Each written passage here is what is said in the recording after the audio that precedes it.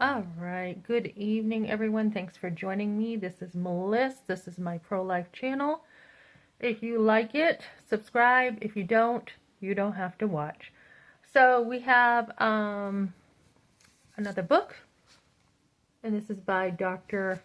Warren Hearn, and it's Abortion and the Age of Unreason. Really? Really? In the Age of Unreason. Okay, so this book is kind of covered, right? Over here in Colorado from the library. You can't even see the title. Is it that bad? Why would it have to be covered, right?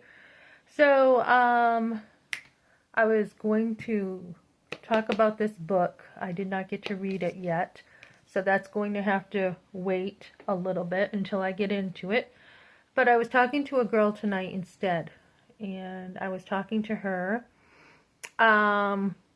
I was just happening to tell her about my home births because she was saying like she's expecting another child. And I'm like, how old are you? And I'm like, oh, okay. I was like 22, 24, 26, 32, and 35 when I had my kids. So hold on a minute. Let me think.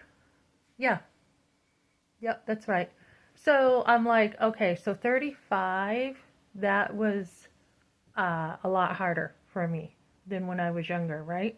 But I was talking to her about it, and she's like, "Oh, my sister just had a baby, and this is what happened, and da da da da da." And she was telling me how her sister had fentanyl, and I'm like, "Are you serious?" And she's like, "Yeah." She's like, "They gave her fentanyl for pain.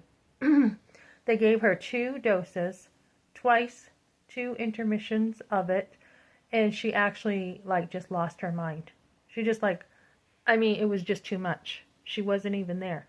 So then she is from another country and she was telling me she is scared to have her baby in America. And I'm like, why? And she's like, because of all the things they do, all the medication, all the pharmacy stuff that they give you. I'm like, yeah, they will give you a C-section in order to avoid, a missed appointment for them. So we were talking about things and then we were talking about abortion. And she said she didn't want to process it. She hasn't processed it yet, but she had a situation. She was in domestic abuse. It was really bad. So that's what she did.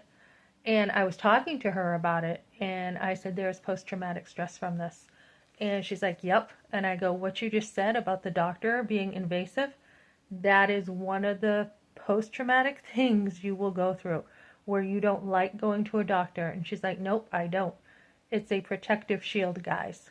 So when you've had a doctor kill your baby, there's like this protective shield around your body, right? And I said, this is some of the stuff that I went through. I said I wasn't even supposed to see the blood of the abortion. It was an accident. The nurse moved, and therefore I saw the blood of my own child in a canister. So, I was just witnessing to her, shared the gospel, invited her to church, blah, blah, blah. And it was a good conversation. I am not big on small talk.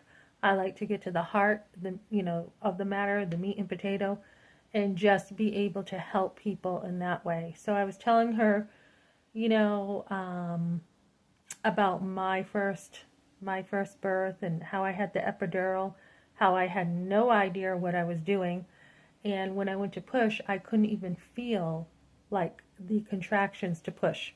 So we need more education, guys, for women with labor and delivery. And the reason why the doctors are getting away with so much of killing is because we're not educated. So she was telling me, I was asking, how far along are you and stuff? And she's like, well, the fetal sac is bigger than the fetus. And I'm like, what? What? And so, guys, when we have people, just giving us fentanyl for pain instead of teaching us to overcome the pain, I had 3 home births and the midwives help you through that naturally, usually. So we need to educate women so that doctors cannot come alongside and say, oh, you need an abortion, right? Um, I blame the doctors. They have gone to school, they have money, they know better and they're still doing this to women, or to girls who have moms who also don't know how to deal with things. Mothers are also victims in ways that we haven't talked about yet, because they're like, what do I do with my teenager daughter? What do parents do, right? It's like, back in the day, you didn't say anything. So we need to deal with abortion, guys. And I just signed up for helping women with abortion, helping them heal, because so many women are suicidal. I was telling her that, when the truth came out for me, I just wanted to kill myself. And she's like, yep, it's a number one symptom of post-abortive woman, guys, until you get healing.